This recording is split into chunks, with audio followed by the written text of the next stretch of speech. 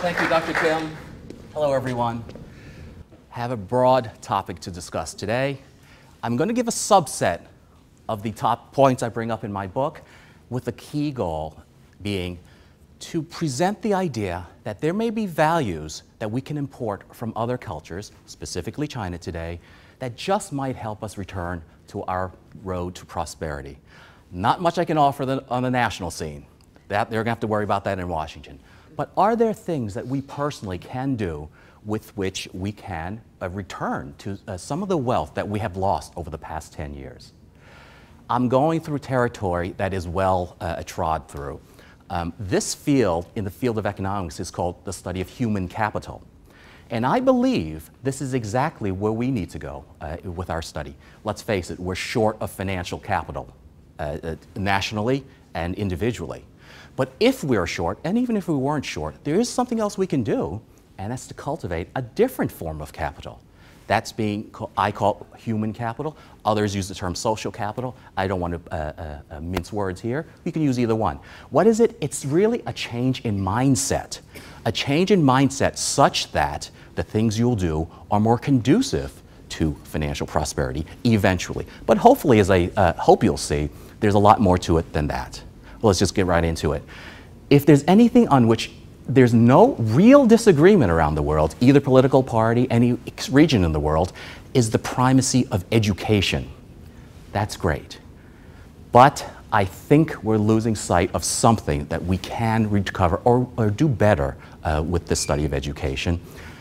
And to illustrate my point about how it fits into the Chinese culture, I'm going to use a term which is frequently misused. That term is Kung Fu. What comes to mind when you think that word? Good, yes, exactly what I was thinking. Exactly what I think you would think, martial arts. In point of fact, that is not semantically what Kung Fu means. Kung Fu simply means mastery. It could be mastery of martial arts. It could be mastery of culinary arts, the fine arts. Key thing is it is mastery of something, and that's critical. It could be as something as prosaic as having mastery at typing if your skill set is doing precisely that. My dear departed grandmother once said she has Kung Fu at doing the laundry. What is she saying? She felt she was doing something as well as she could possibly do it. And now that's the key. That's the key. As well as she could possibly do it. As distinct necessarily from achieving a degree in it, as if there were such a thing as a degree in doing laundry. But you know where I'm going with this. Education for the credentials is not getting us anywhere. How much have we spent in time and in money pursuing that route? Is it getting us all we want? I'm not saying cut back. I'm saying let's focus and add another dimension to it. The dimension I'd add, I would use some verbiage from the Latin, vocation. What does vocation mean? Those of who studied Latin, from the Latin vocare, to call. What are you called upon to do? Not what is your job, not even what is your career, but what are you called to do? Now, this is not something you can force upon someone. You literally, you cannot force someone to feel that they're called to do this or that or the other thing. You either feel it or you don't. And I think to some extent, now I'm not from the School of Education, but I feel that there should be a little less emphasis on requiring education and a great deal more in encouraging exploration of education. Now, there's a difference. I see many students from my classes here. As you know, I do not require attendance or participation. But I believe I get excellent both attendance and participation because those who want will come forward.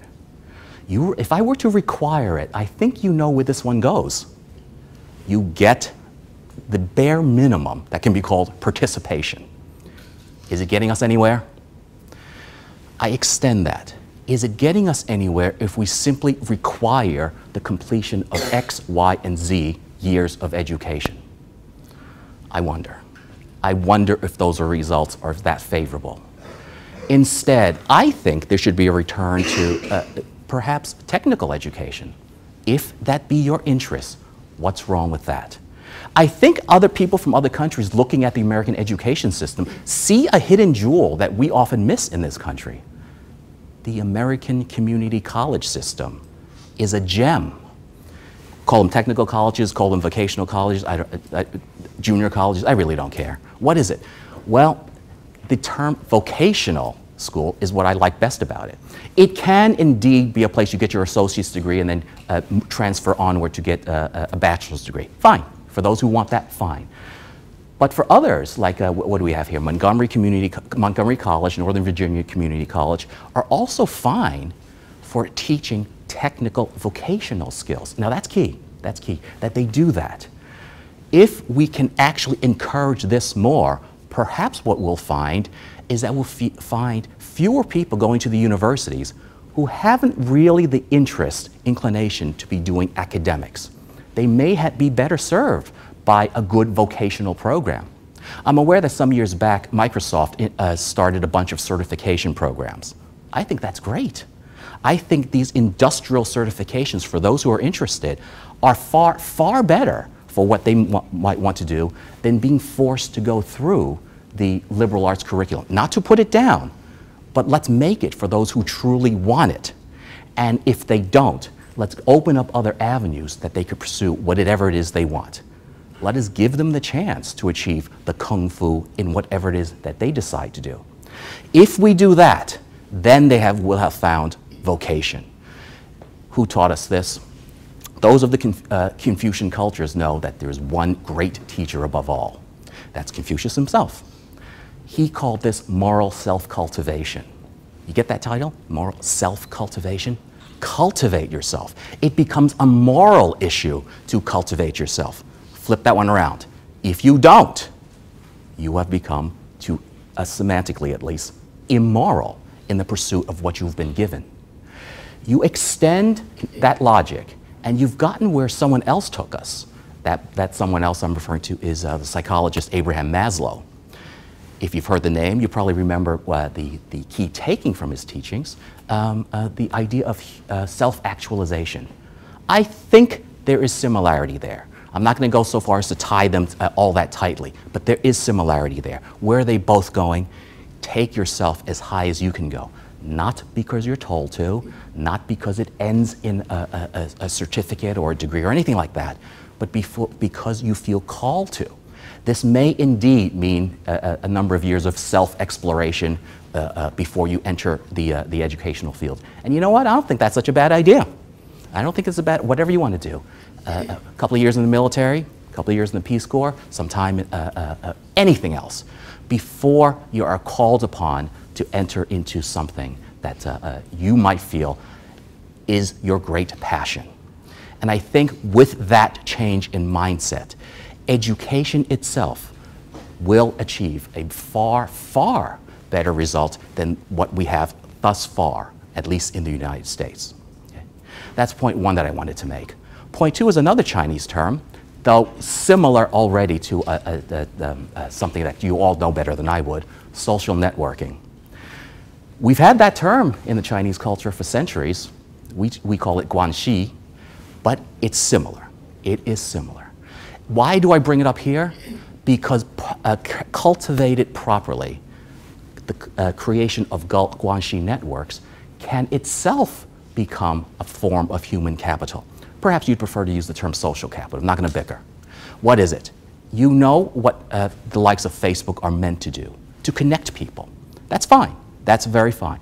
In fact, people who are out of work for a long period of time frequently do the one thing that is absolute worst for their prospects of getting employment, and that's drop out of networks. They're feeling embarrassed, perhaps, discouraged workers. That's actually an economic term. That's the very worst thing you could do when you're needing work. What you should be doing is build them further and further and further. Where's this come to us from?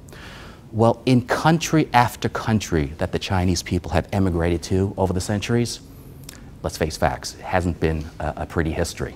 Haven't been welcome in many countries. So what did we have to do? Well, our ancestors had to group together. Group together for, at first, protection. But later, when we were unable to start our own businesses, we grouped together for a different reason, and that's for the sharing of financial capital. Now, this is critical. A Nobel Prize has already been awarded in something similar. Dr. Muhammad Yunus received the Nobel Peace Prize, not even the Nobel Prize in Economics, for his work in something called microfinance. I think there's much to commend to this idea of microfinance. I admit, in implementation, it's been rocky. I admit that. But the idea, I think, is fundamentally sound. It is the idea that you network together, and within your network, those who have a spare dollar, put it in. Those who have a legitimate need for a business, a community building need for it, take out. Now, it's not a gift. It's a loan. It has to be repaid. But the theory behind it is, are you more likely to repay a debt to someone in your network, as opposed to this impersonal bank which might otherwise have lent you the money?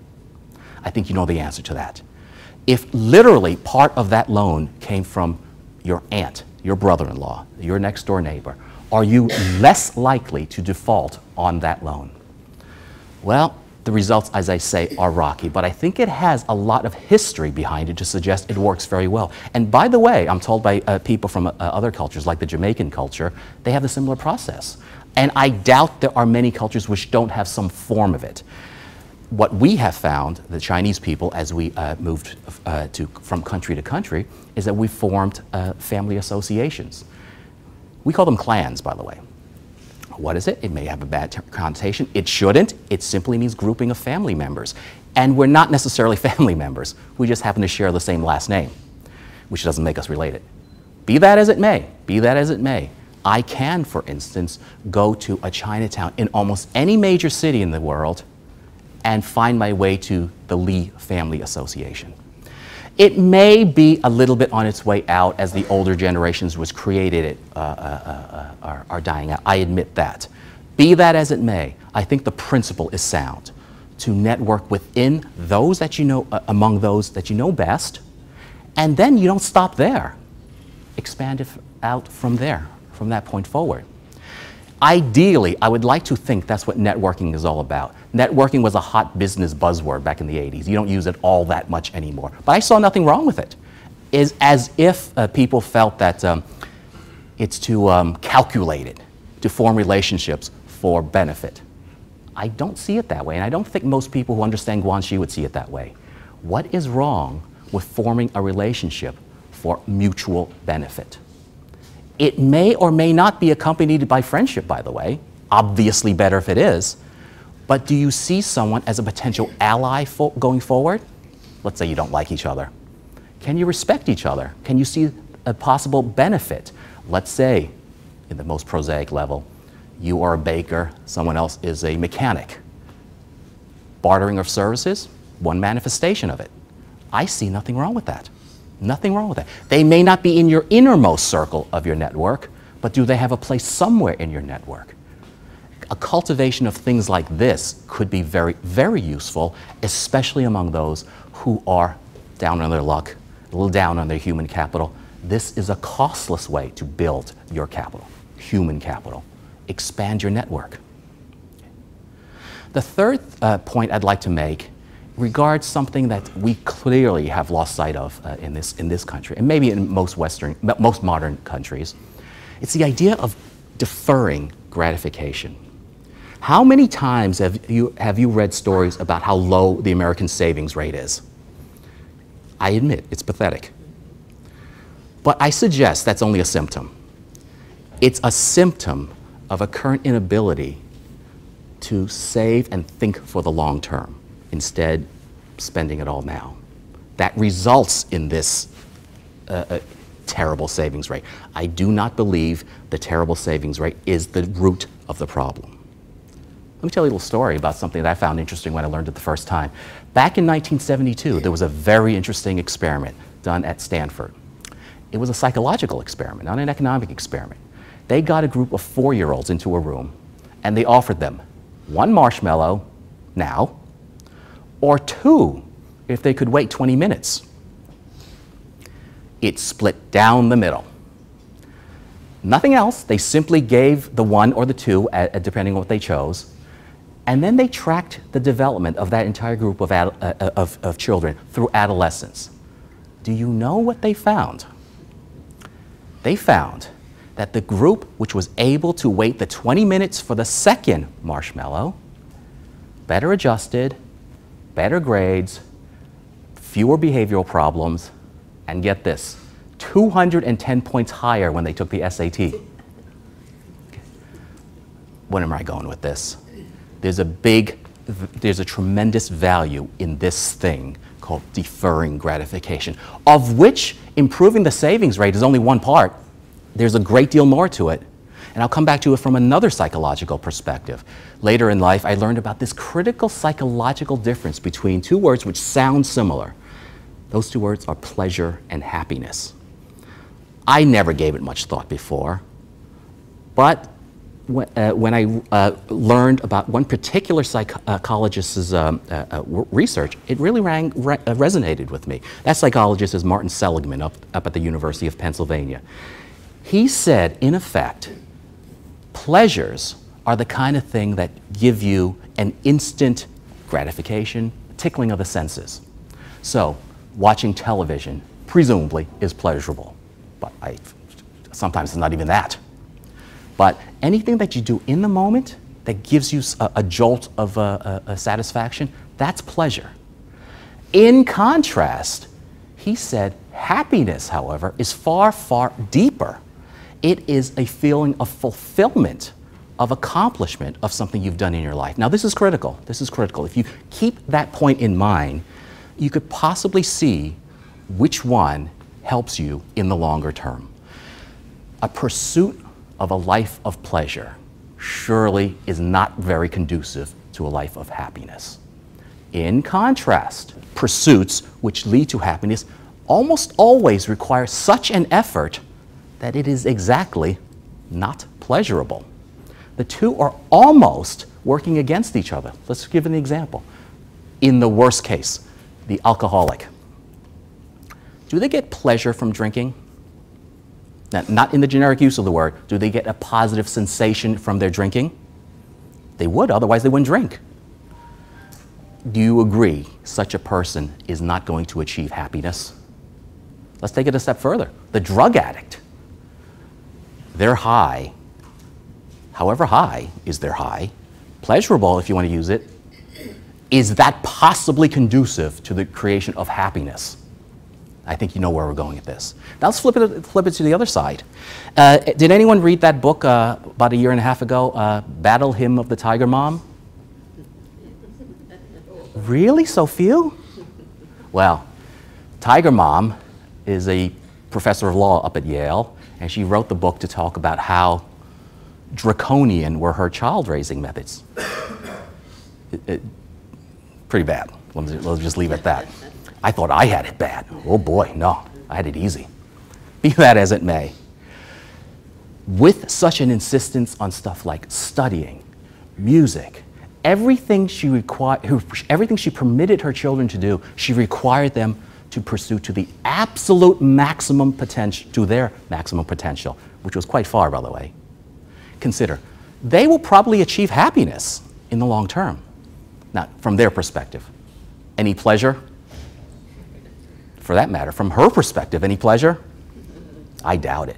See, the two are almost in opposite directions. I admit there can be common ground. But you can see this for yourself as well. Those of you who exercise, when you exercise, do you feel the burn? Do you want to eliminate the burn? Don't you actually want the burn?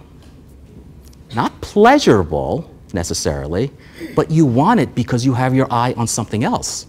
The benefit, the physical benefit of it all. And that's critical. Presumably, you keep that up, you may be Olympic caliber. Whether or not you'll ever go to the Olympics, is there a satisfaction in the camp of happiness from that form of displeasure? Might even call it pain, go right ahead. Is that conducive to something? Does that help us individually? Goes all the way back to the idea about deferring gratification. You defer the gratification of the instant hit of, for instance, watching TV instead of exercising. Perhaps pleasurable. That going to lead you anywhere? And I think this too is a mindset that could use a little more changing. Again, I don't harp on the low savings rate in and of itself, though economically it's indefensible, but because it's symptomatic of something that I think we've lost great sight of. The idea that let's defer this for a little bit. I can talk about what it means for investing in our country separately. Not necessary, not necessary. Just on this point alone, it's adequate to illustrate what I'm trying to say. And it is that with this idea, the idea of moving forward, looking longer term, this is critical. The Iroquois have a saying about looking forward to the 7th generation view. What are they talking about? They were talking about whatever you do. Now, they were mostly talking environmentally. Make sure you consider the consequences 7 generations forth. I admit this is very difficult to do. But let's just try 1 generation, as long as we're getting warmed up here. If we could just look beyond the current, look forward 1 generation, I think you'll agree with me. We're doing ourselves a whole lot of good. And I think that will help us a great deal forward. The idea that you're putting it on the line for something bigger than the present almost always means something great. And I'm not even talking economically, not even talking financially, but that too. In summation, these are just 3 of the points I make in my book. Where I want to wrap it up is a lecture that was famous about a century ago by a preacher named Russell Conwell, who happens to be the founder of Temple University in Philadelphia. He apparently made a lot of money, enough money to found Temple University, simply by traveling around the country and making this speech. The speech was called Acres of Diamonds. Acres of Diamonds. I'll encapsulate his parable. He speaks of a man who went off to seek his fortune. He travels far and wide, goes to many countries, tries many things, but he dies far from home without ever having found his fortune. In contrast, the house, his original house that he sold cheap to someone else, who was not actually going around outside seeking their fortune, he looked in the house one day and he found that within the walls were diamonds. Now, this is a parable. Don't take me too literally here. What is he saying? He was making the point that you need not search out there for your diamonds. You have acres of diamonds right where you are. Where your acres of diamonds are your human capital. When you lack financial capital, this is not the time to give up, because you're never without capital. Just like every immigrant group that came to the United States were very short of financial capital, they were not without capital because they had their own human capital. And this, I suggest, is something we could develop more. Especially most of you who are still in the undergraduate years, keep going. Keep developing your human capital, even as you're building your financial capital. Keep developing them both. Don't stop with one. But just as I make the point with my book that there are things that we can learn from, I hope, the Chinese culture, we should also be borrowing, importing, if you will, values from other cultures, which we are a little weaker on. We are in the perfect country for this kind of thing.